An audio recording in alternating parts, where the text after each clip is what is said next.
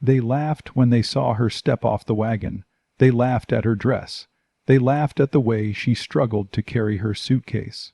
And worst of all, they laughed because they believed a woman like her could never belong on a ranch. But nobody was laughing when the ranch owner stepped forward, looked directly into her tear-filled eyes, and said 6 words that changed her life forever. "You don't have to leave. Stay with me." She thought he was offering her a job. She was wrong. The lonely cowboy wasn't just giving her a place to stay. He was choosing the woman everyone else had rejected. And before this story was over, the same people who had mocked her would discover exactly why they should never have underestimated her. The summer wind moved across the wide plains of Montana, carrying the smell of dry grass, horses, and distant rain. At the end of a long dirt road stood a weather-beaten ranch surrounded by wooden fences, open fields, and mountains that disappeared into the blue horizon. The sign above the entrance read, "Black Creek Ranch." It was one of the largest ranches in the county. But lately it had been dying. The cattle were sick. The fences were falling apart. The bank wanted its money. And the man who owned the ranch had stopped believing that anything could save it. His name was Cole Walker. 35 years old, tall, broad-shouldered, quiet, he had spent most of his life working with horses and cattle. He didn't trust easily. He didn't smile often. And after losing the only 2 people he had ever loved, he had convinced himself that being alone was easier. Cole had no wife, no children, no family nearby, only his ranch, and even that was slowly slipping away. That morning, Cole stood outside the ranch house, looking toward the road. One of his ranch hands approached. "She's coming." Cole narrowed his eyes. "Who?" "The woman from Denver." Cole sighed. He had almost forgotten about her. 3 days earlier, he had placed an advertisement for a ranch housekeeper and cook. The job paid modestly, but it included food, a small room, and a place to stay. He hadn't expected many people to answer. Most people didn't want to live somewhere as isolated as Black Creek Ranch. But one woman had written back. Her name was Maggie Bennett. She said she could cook. She could clean. She could sew. She knew how to manage a household, and she desperately needed work. Cole had hired her without asking too many questions. Now he waited. A small wagon appeared in the distance. As it came closer, several ranch hands gathered near the barn. They were curious. Then Maggie climbed down. She was a beautiful woman with soft brown hair, warm eyes, and a full figure that immediately became the subject of whispered jokes. She wore a simple blue dress. Her hands trembled slightly as she looked around. This was the first time in years she had felt even a tiny bit hopeful. She smiled nervously. "Black Creek Ranch." One of the ranch hands laughed. "That's what the sign says."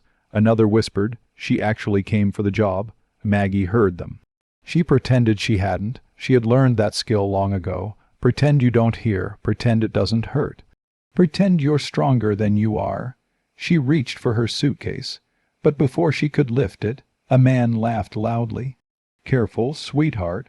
That suitcase might be heavier than you are." The men laughed. Maggie's face turned red.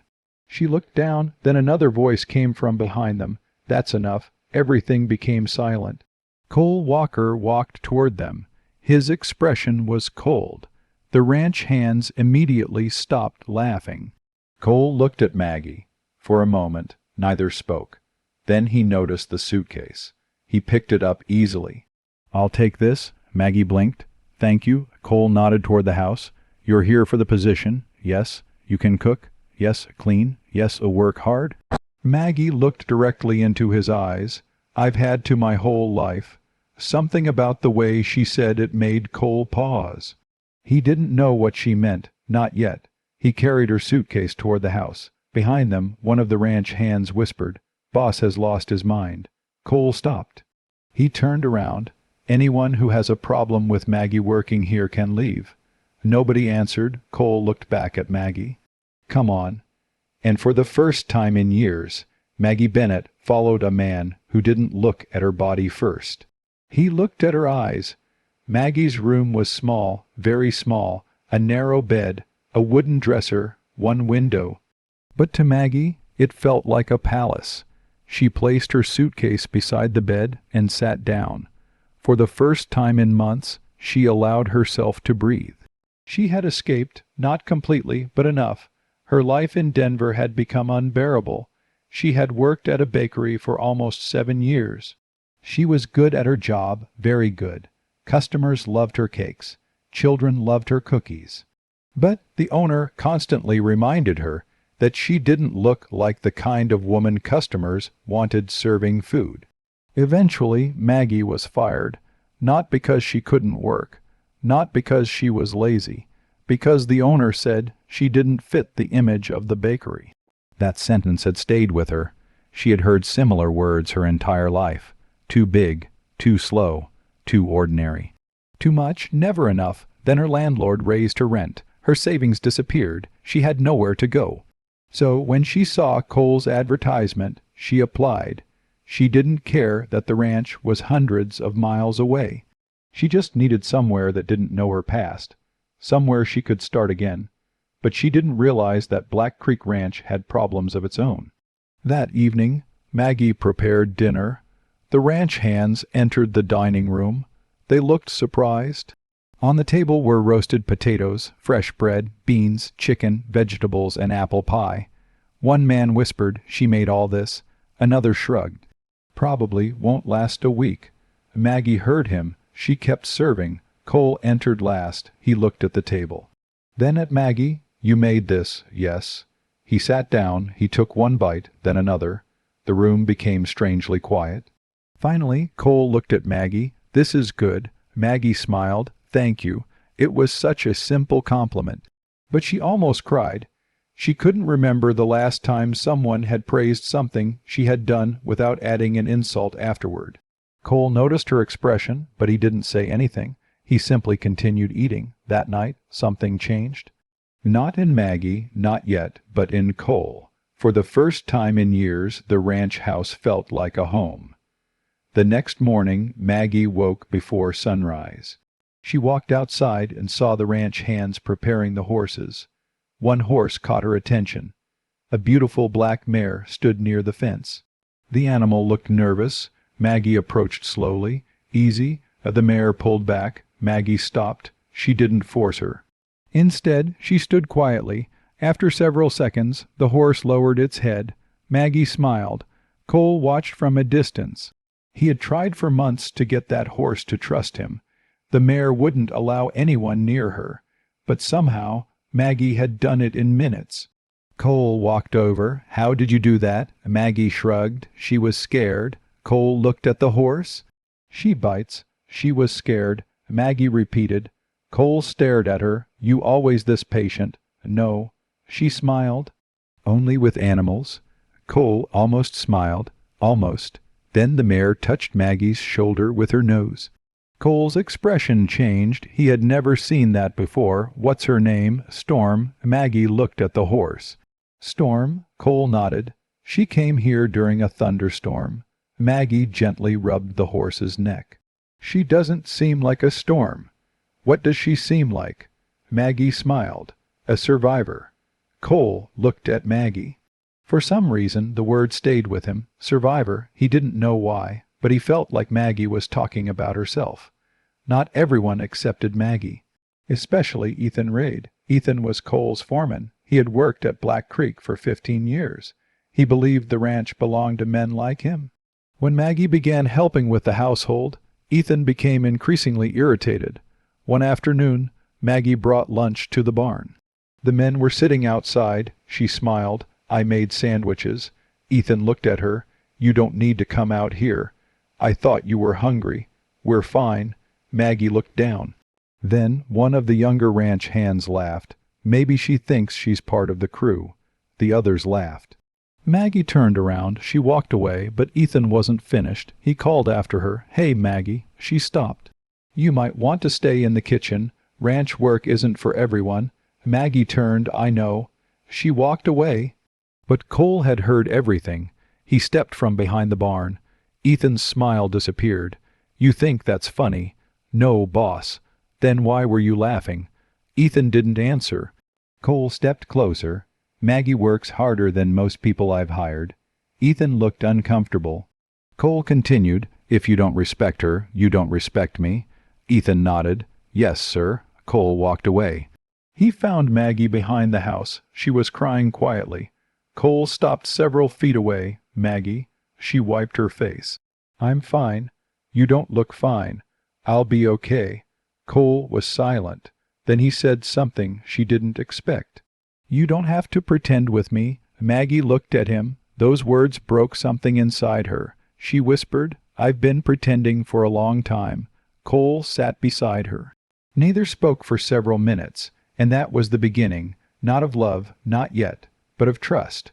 A week later, Cole received a letter from the bank. Maggie found him sitting alone at the kitchen table. He held the paper in his hand. What is it? Nothing. That's not a nothing face. Cole looked at her. You're observant. I'm a woman who cooks for people. I notice things. Cole gave a faint smile. Then he handed her the letter. Maggie, read it. The bank wanted payment within 60 days.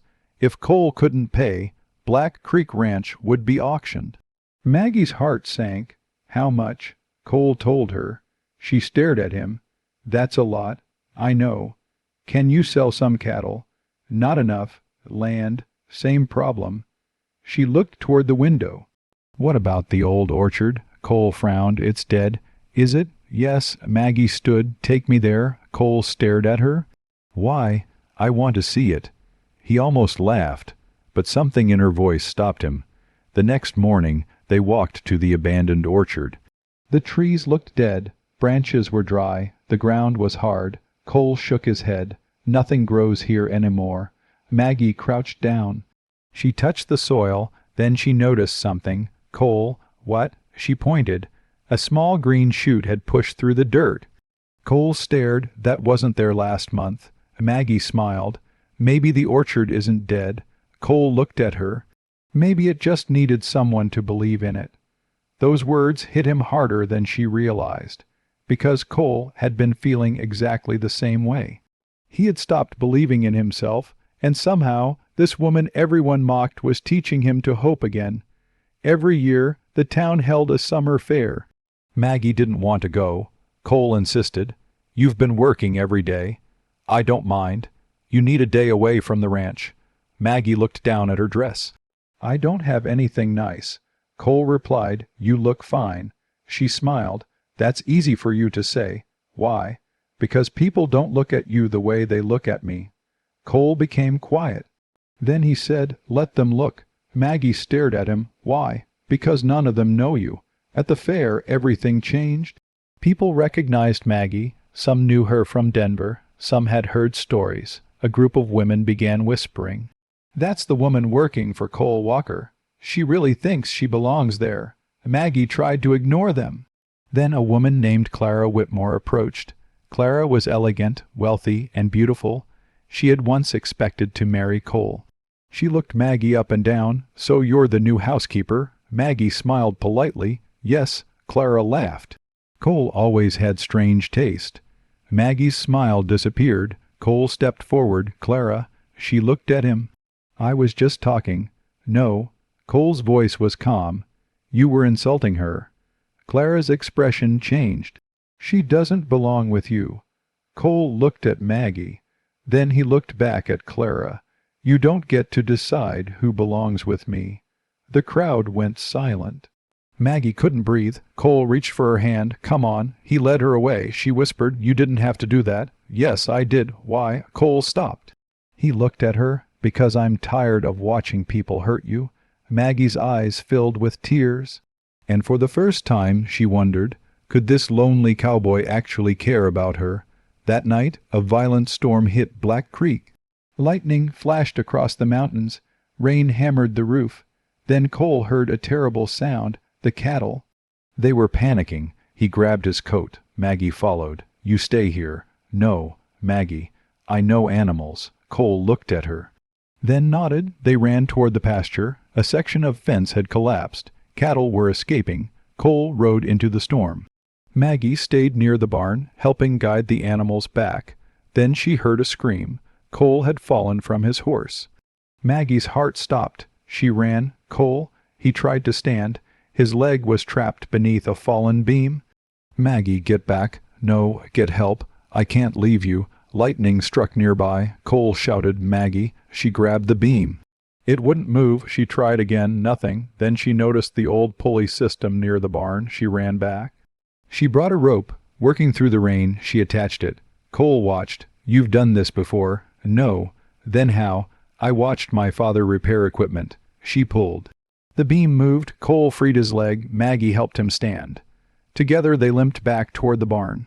When they finally reached safety, Cole looked at her. You could have been killed. So could you. He stared at her. Then he pulled her into his arms. Maggie froze. She had spent years believing no man would ever want to hold her. Now Cole was holding her as if he never wanted to let go. The storm passed. The ranch was quiet. Cole and Maggie sat on the porch. Neither spoke. Finally, Cole said, You saved my life. Maggie smiled. You'd have done the same, yes. Then we're even. Cole looked at her. No, Maggie frowned. No, I don't think we'll ever be even. He moved closer. Maggie. She looked into his eyes. Cole whispered, I'm afraid. Of what? Losing you. Her eyes filled with tears. You barely know me. I know enough. He reached for her hand. I know you make this house feel like home. Maggie looked down. I don't know how to do this. Do what? Believe someone could actually choose me. Cole gently lifted her chin. I already did. Then he kissed her. It wasn't rushed. It wasn't dramatic. It was gentle. A kiss filled with everything neither had been brave enough to say. But happiness didn't last. 2 days later, Maggie received a letter. She opened it alone. Her face went pale. The letter revealed something from her past. Her former employer in Denver had accused her of stealing money. The accusation was false, but the story had followed her. She had left Denver because she feared the police might come looking for her. Cole found her crying. What happened? She handed him the letter. He read it, then looked at her. Did you steal? No. Did you do anything wrong? No. Then why didn't you tell me? I was afraid. Of me. Of losing this. Cole stepped closer. You should have trusted me. I wanted to. Then trust me now. Maggie cried. Cole pulled her close. I don't care what people say about you. But what if they come here? Then they'll have to come through me. Ethan discovered the letter. He confronted Maggie. Your trouble. She stared at him. I didn't steal anything. I don't believe you. You don't have to. You'll destroy this ranch. Maggie shook her head. No, I'm trying to save it. Ethan laughed. You. That night, someone damaged the ranch's water system. The next morning, the cattle had no water. Cole was furious. He assumed it was an accident, but Maggie noticed something. The lock had been broken from the outside. She remembered seeing Ethan near the watershed. She didn't accuse him. Instead, she began watching, and what she discovered would change everything. Maggie had been studying the ranch accounts. She discovered something strange. Black Creek had been losing money for years, but not because of the cattle. The expenses were inflated. Someone had been stealing from the ranch. She showed Cole. He stared at the numbers. This can't be. Look. She pointed. These invoices are fake. Cole's face hardened. Who signed them? He checked.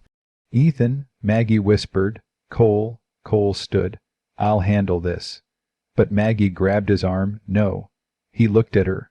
If Ethan knows we're suspicious, he'll run. Cole understood. They needed proof, so they created a plan. They would pretend Maggie had found nothing, and wait. Maggie told Ethan that the ranch was going to sell its best cattle. Ethan became excited. He believed the ranch was finally collapsing. That night, he met a buyer outside town. But Cole was waiting. The sheriff was waiting too. The buyer handed Ethan an envelope. Inside were stolen ranch documents. The sheriff stepped forward. Ethan, read, you're under arrest. Ethan looked toward Cole, then Maggie.